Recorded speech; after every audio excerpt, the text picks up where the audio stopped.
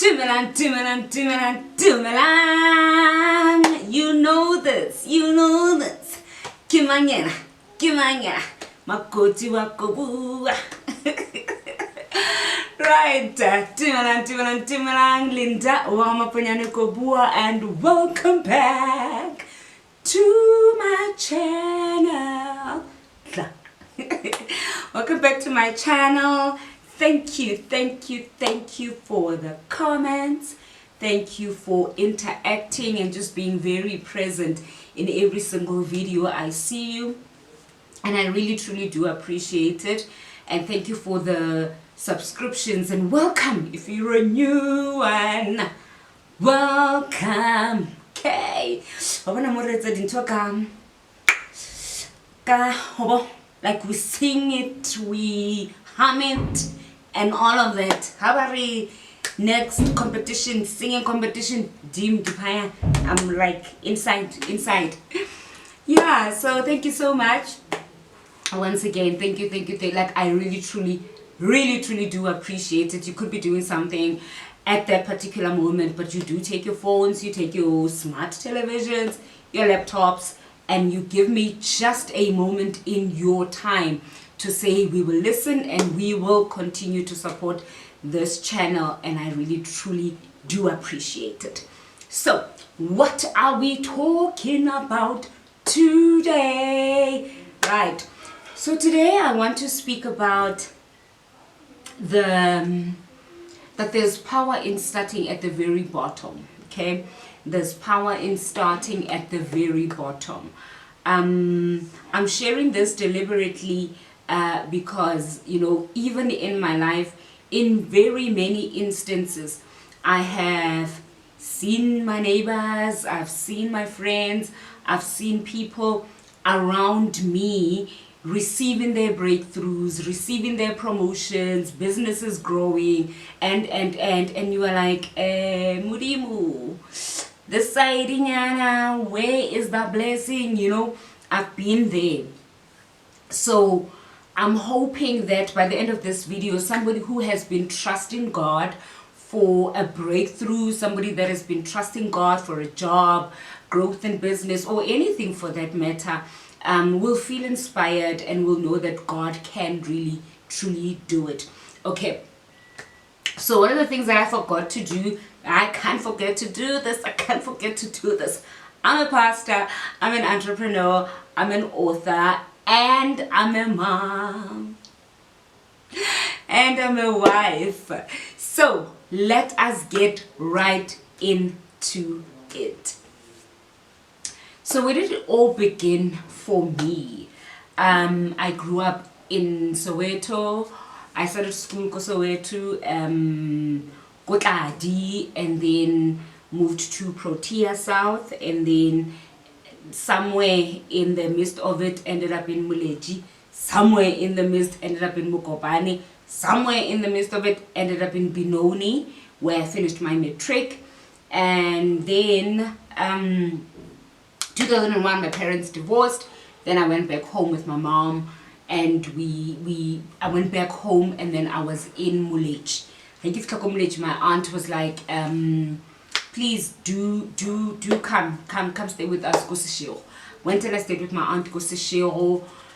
And then next 2 years later, I remember just thinking I need to go and you know, just get my life started. Need to get my life started. Then I left Seshego September of 2002. Yes, 2002. I left Seshego and I went to Muleji very briefly. So I was in Muleji September, October, November, December, about 3 months. Yeah, I was in Muleji for 3 months, and then January of 2003 I woke up and I decided I'm going back to Joburg. I didn't know where I was going to sleep that night, but I did wake up and decide I'm going back to Joburg. This was literally the second week of Jan, I think around 6 so. Went back to Joburg. Hakenamela taxi ko Polokwane. Johannesburg Park Station didn't know where I was going to sleep that night, but I was like, I'm going. Got there, called a few people, and you know, people were not ready for you. You can't just rock up and be like, can I come? And you're not only going for a day, you're going for some time, you know. So called a few people, and because they were not financially ready for me, they were not sishabokali ready for me, they were not electrically ready for me, you know, they were not whoopee-kali ready for me. They were like, you know what, Linda, and we can't do this. You know, by God's grace, by the end of that particular day, I ended up in Benoni, where I had completed my matric. Ended up in Benoni. Rahul was like, okay, come, my dad's Rahul. He was like, okay, come through. I went, I stayed there, I think for about almost a month, for about 3 weeks. You know, Rahul would drive me around, get to the local library. Wahopola classified, the Star would have classified.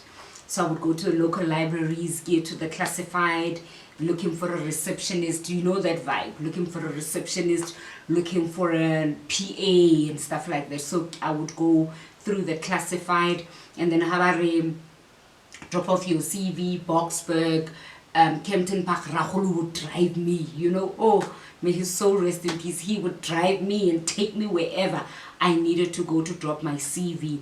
And things were just not coming together. I remember one morning or afternoon, I went into my room, closed the door, and I started to pray. And I you know, I was praying out of a very desperate heart. And I prayed and I said, God, I need a job. I need a job so much that at this very point and moment where I am at, I can work as a domestic worker. Like a desperate, even if you give me something as a domestic worker, I'll take it. I'll take it. I think about 3 days later, I phoned my mother's former boss, Dorothy. I phoned Dorothy, you know, like, hey, how's it? I'm good. I need to see you. And she says, oh, come through, you know, Usebetsa ko City Deep. Na sebetsa ko City Deep at the time. I went to City Deep to go see her. I am crying a river. Crying, and I'm like, yo, I can't do this anymore. I was in Muleji. The lifestyle is not my thing. You know, lifestyle as in day-to-day monotonous, you know, thing, you know, that was happening. Not my thing. I need to be in Joburg. I need to start my life. I need to kickstart my career, and please help me out. And she said to me, I do have a position, but it's going to be available in March because somebody's going to maternity leave. So, Arikonna, can I give you money? You go back to Polokwane, and then March, at the end of Feb, money again, and then you come back. I was like, I ain't going back there. I ain't going back to Polokwane. It is not happening. I'm not going back there. And she was like, what are we going to do, Linda? Where are you going to end up? What's going to happen? And I looked at her and I said to her, I'll work in your house. She looked at me like I could see her face drop. And I think this is because my mom started working for Dorothy when I was in, that is standard, when I was in Sub-B. Yeah, when I was in Sub-B or Standard 1. My mom started working for Dorothy. So she knows me. She knows the Matwetwe here. So she knows where I've been. I mean, I did my matric at what? At 15? Well, when I was 15, I was already in matric. When I turned 16, I was already in matric because, girl, here it is available. Okay?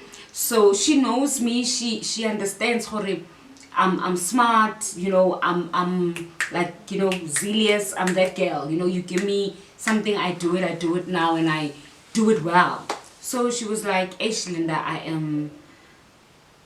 I'm heavy-hearted about what you're saying, and I think I'm seeing the need in your face. It's written all over your face, and I'm willing to take you in. I'm going to take you. I'm going to go home with you. And you can work in my house. I was like, yo. And she said to me, but give me a couple of days. You know, he was around. The reason why she said to me, give me a couple of days, is because she needed to go talk to her helper at that time and tell her that her old helper is coming back.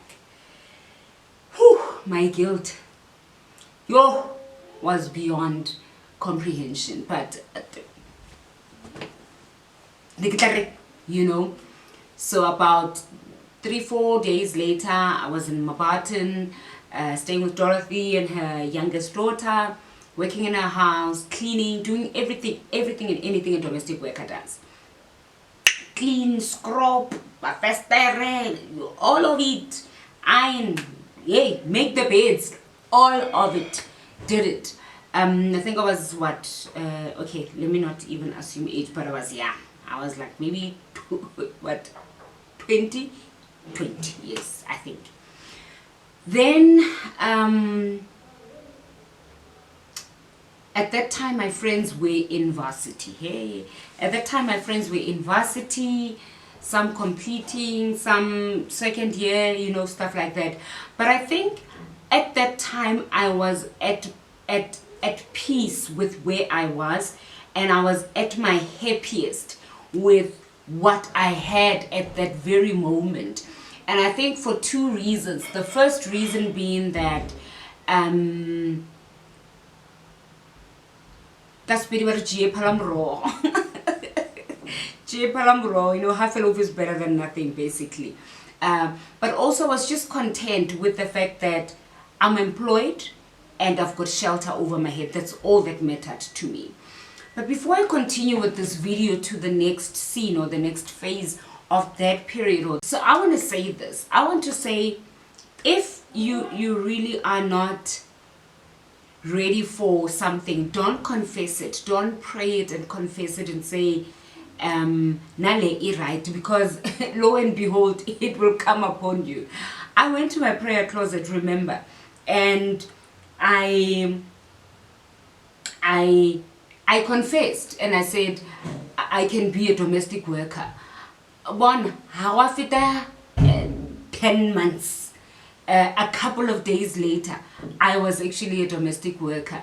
And this is simply because I confessed it with my mouth. What are you confessing? What are you saying? What are you speaking over your life? Right now, as you're watching this, what have you been saying over your life? And I'm saying this especially to people who are in a very pressed place. You know, you've been trusting God for a job, you've been trusting God for a breakthrough, you've been trusting God for, you know, whatever that you're trusting Him for. I want you to be very careful what you say in your waiting. I want you to be very careful what you confess as you wait for Him to answer you. Because here I ended up being a domestic worker when I really did not mean that. I didn't mean it, Lord. I didn't mean it like that. But yeah, it came, and it was my very first job ever in my entire life. A couple of weeks later, Dorothy came back from the office, and she was excited. She's like, oh, Linda, I have to talk to you. So she says, no, I spoke to somebody at the Spoonnet building. So at City Deep, I spoke to somebody at the Spoonnet building at City Deep. Now it's called Transnet, I think. Yeah, then it was called Spoonnet. I spoke to somebody there, and they might have something for you. So come, let's do this. But with the interview, I think it was 2 days from that particular day we were speaking. It was a Friday, actually. So she said on Monday, we're at the interview. We're at the interview on Monday. Let's do this, Linda. Get there, show them flames. You know, this might just be the beginning of your career. Woke up Monday morning, went to the office, Hakifika, ready for the interview. Shemugela, I remember I was wearing a charcoal skirt and a black top. I looked good. I tried. So I looked good, man. I looked good. My stilettos, always been a high heel girl, but in the high heels, you get there, and I'm like, yeah, interview. Give me to this lady. She comes in, white lady, fast, and she started the form more the any yeah, okay, yeah, this one, where account number here, this, that, and then employment contract, yeah, sign here. I'm sitting there and I'm thinking, oh no, she said to me, this one, go read it at home and then make sure that you understand everything and then bring it tomorrow. I'm like, oh, okay, no problem. So I take a peep. I'm like, permanent employment contract interview. Where are you? you know. So I wasn't interviewed, and that's how I actually got employed. I started like that, and immediately after that whole induction process, that whole admin, like that whole admin situation was done, she then says to me, please come this side, I just need to introduce you to your colleagues. Introduced me to my new colleague, Sis Lungi. She was the only black lady in the office. I was like, oh, okay, this is going to be my girl. And then two other Indian guys, and introduced me to them. And then there was another department that was outside the office, took me there, introduced me to them as well, came back, office, and she then says to me, okay, let's go to the kitchen. So here's the household detergents, here's the mop, here's the bucket, here's this, here's that, so you'll help us with the cleaning of the office. Mugelo very high heel. Mugelo very high heel. Mugele ready to have a password to a laptop.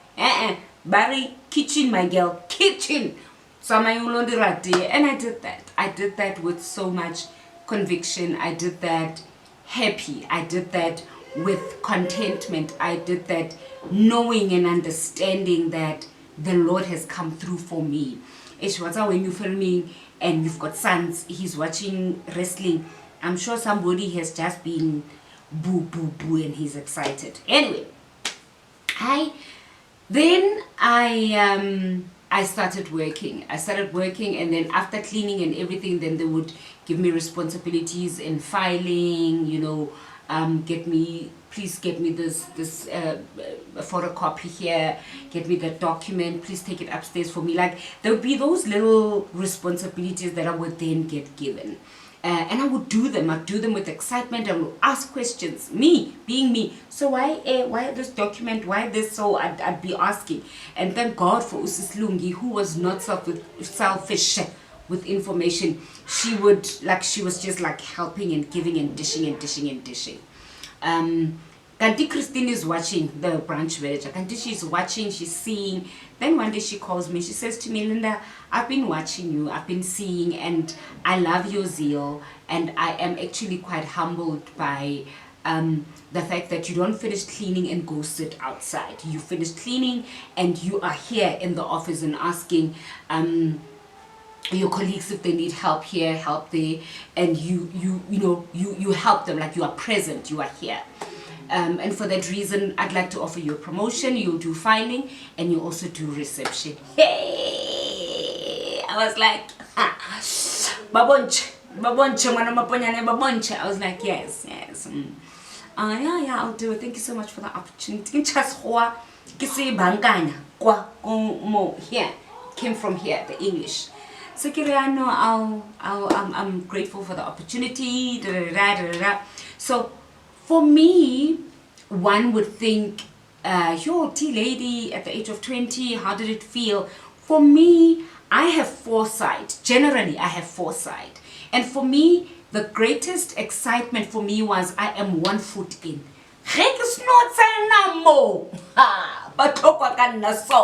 You know, so I knew that 1 foot in is 2 feet in for me, you know, and I'm really going to give it my very best shot. So went in and started doing reception work, and clients would call in, Anyaka Lungile, she's not at the office, and then client would be like, yo, this is like such a pressing situation, what do you need? I need this. How do you okay, I need to track my container. So imports, export situation, that's where I used to work. So when the container arrives in Durban, it would then get railed to Joburg. So the clients would constantly call, trying to see on the rail, where is the container? Is it in Marabastad, or has it moved from Marabastad to Centurion to, you know, you get the process, ne? So then I quickly asked a friend, a colleague in the office, so how do you quickly check a container? No, you go outside, there's a computer there, just punch the container number in, press enter, it will give you the movements of the container, and that's how it started. Whenever a client would call, somebody's not at the office, I'd be like, hold on, boo, run outside. Kanti Christine, watching again, you know, and So from reception, then I got promoted again to imports controller. So when I became the import controller, then I started having my own clients. It's not good day, okay, you're going through, no, it's an everyday I deal with this particular individual. Started dealing with these clients, and I mean, I had quite a few clients, that I was dealing with. And one day, one client calls me and they're like, "Hi Linda, how are you?" "I'm fine." "Hey, listen, I want to steal you." And these were her words. "I want to steal you. I want to steal you from Bitfreight. Please come and join the King and Science company. King and Science family." I was like, I think I want to join the King and Science family. In 2005, so I was at Bitfreight from 2003, 2004, 2005. 3, 4, 5, 6, 7. Yeah, I was at Bitfreight for 5 years. And then I went to King and Sons. By the time I went to King and Sons, I had registered for my psychology degree at UNISA. Okay. Then I moved. I went to King and Sons. I worked for King and Sons another 4 years. And then I went to K-Line. So when I moved to K-Line, it was because I had bought a car, and then I knocked at the branch manager's office and I'm like, "Yeah, as it increment." And he was like, "Ah, kare arha, kare arha." I was like, "Ah, get some." And then off I went to K-Line. I went to work for K-Line. And during my stay at K-Line, that's when I encountered the rape incident. Those that know about it, that's when I encountered it. Couldn't concentrate, couldn't function. Whew, my life just literally, like everything just collapsed. I resigned. I resigned without a job. I resigned not knowing where I'm going. I resigned without a plan. I was just like, I'm leaving. I'm not okay, not functioning. I cried like I was just a mess. Anyway, then I left my job completely. Left my job.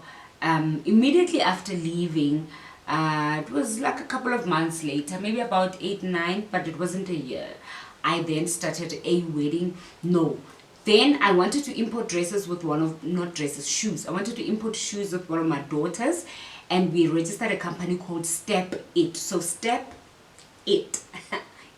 So step on the shoe. We want Step It. So we wanted to start a shoe brand called Step It. Only when we were inside and we realized, this is going to be so much, until phone get the designs and then when the brand, it was just like, I don't have the mental capacity for this. And also, she was employed at the time, and we were like, I'm granting this one. So one day I'm sitting at home and I'm thinking, I'm not going to be relying on handouts. I started living alone when I was 12. So I'm not going to be relying on handouts. I've been independent from the age of 12. So I need to get something. I remember thinking, I'm going to start a wedding dress boutique. I'm going to start a wedding dress shop. And I called it Step It Wedding Boutique. In the 5 years of doing that, Shadows of My Scars was released. My first book. First book was released. And at the time, a friend of mine, Chiro, had just also released her first magazine. And she was doing a marriage magazine at the time. It was called Grow Old Together. It is called Grow Old Together, still existing.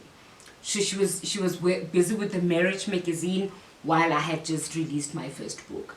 Then I remember I met up with her.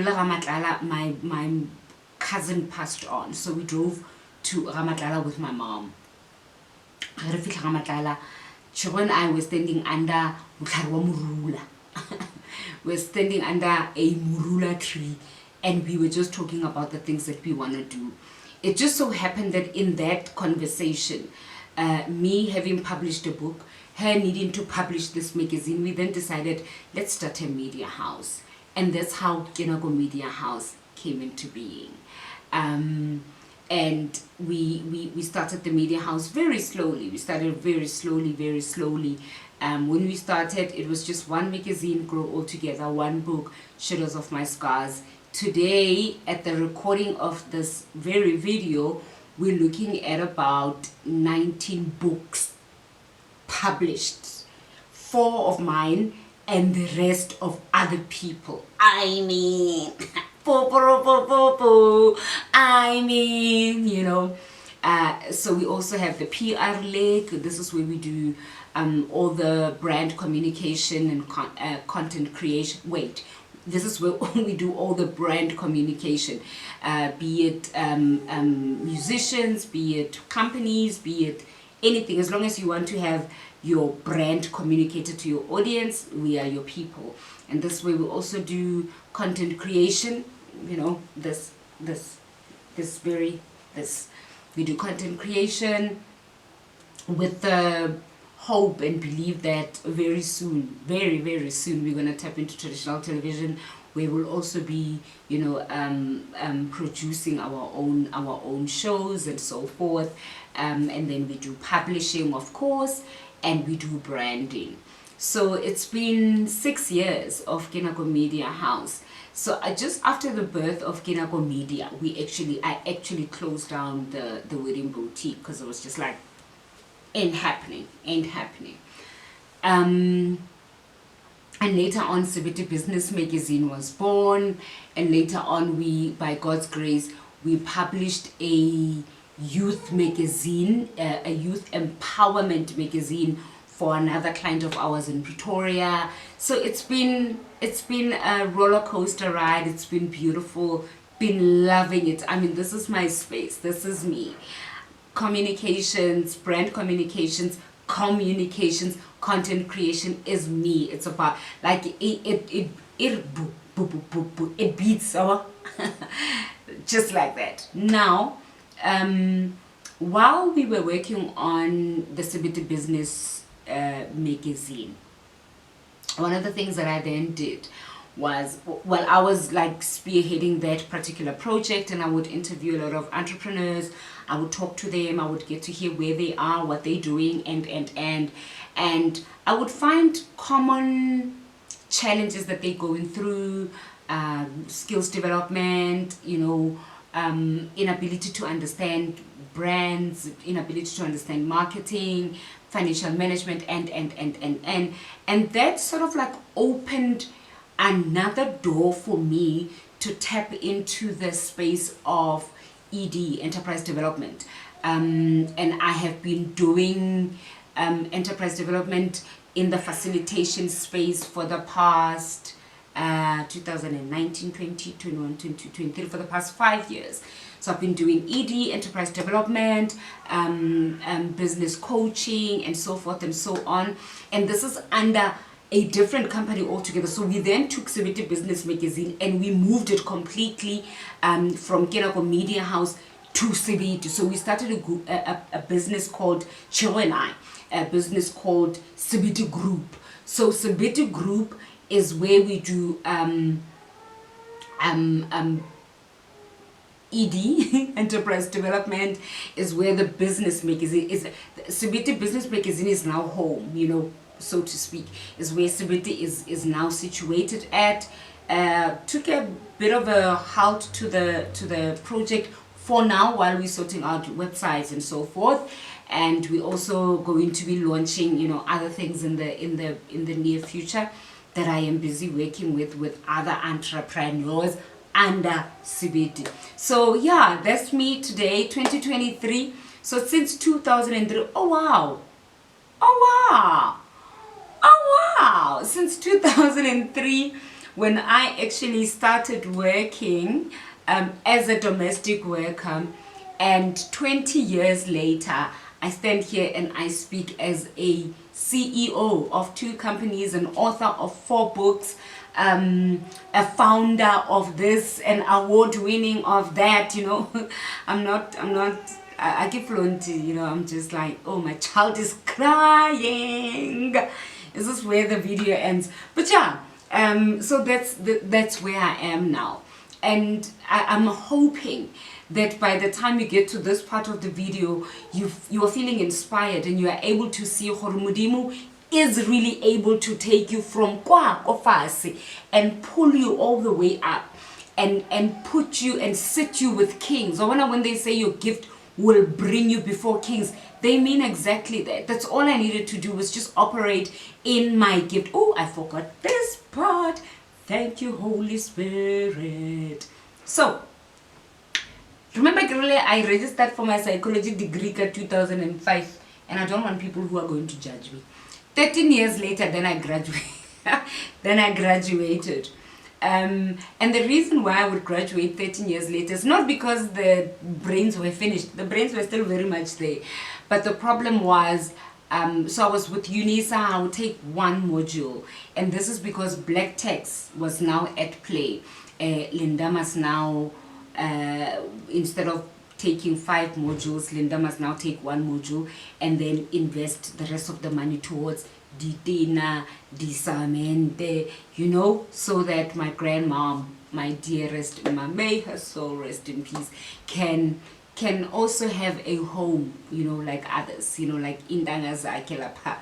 There by the village, so I got delayed by black text, but finally and eventually I graduated.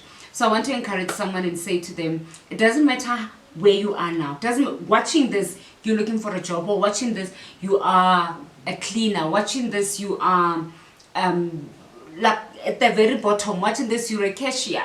Kai at some shop. Watching this, to me it really doesn't matter. What matters is he who began a good thing in you. Listen, he will carry it through to completion. And there are people who will be looking and thinking, when, how, wait, our heads are spinning. You are a whole CEO, you are a whole department manager, you are a whole this and this and that. So Mudimu is able and Mudimu can. So I want to encourage someone who's saying, hey, you know, Napasalinda, I've been looking for a job, you know, Nalinda, I've been applying, I've been. I want to say to you, keep doing it. Keep doing it. Be zealous and continue to really trust God. The one who did it for me can also do it for you. The one who has been faithful to me can be equally faithful to you. I trust him. I know him. He will do it. He can do it. And yes, that's where we end today's episode. Thank you so much. And I'm hoping that as and when you were watching, you were commenting and you were just leaving your encouragements and saying whatever, sharing even your journey. You will never know who will be in the comment section, who might just need to hear. So this person was also A, and today they say they are A. You know, somebody's testimony can be just what somebody needs to hear in order for them to get their inspiration. Thank you, and thank you once more again for watching this episode until this very moment. And while we are there, please do subscribe. Don't watch and leave. How? Be nice and subscribe. And yeah, also I would really appreciate your topic suggestions. I suggest a topic. You know, I keep saying, if it's within my capacity, if it's within what I really can talk about, I will. And if I can't, nah, I want to hear, I am not an expert. Can I let the experts do the talking? So yeah, thank you so much, and I will see you at my next video. Bye.